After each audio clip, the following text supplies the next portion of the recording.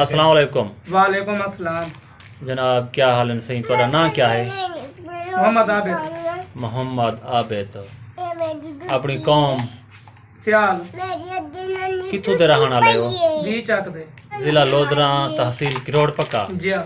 अच्छा, ते अपना कितना अरसा थी गई था सियालकोट दे विच आए हुए? 7 साल थी गए था सियाल 7 साल। जी हाँ।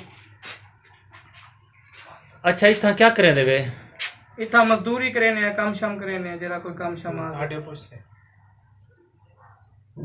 अल्लाह पाक ते को कद दा छोटा बड़ा है, तेरे दिल दे विच कोई ख्वाहिश, कोई अरमान या कोई इहो जी कोई गाल क्या इहदे बारे दसे साके? मेरे दिल च कोई ख्वाहिश ही नहीं, जेरे हाल च रब तआला बना मैं उस हाल च खुश ते राजी हाँ। अच्छा, यही मेरे भरावां नूं है कि हर हाल च खुश रहा करो, रब ते राजी रहा करो। बिया कोई मैसेज दोस्तां को देना चाहसो?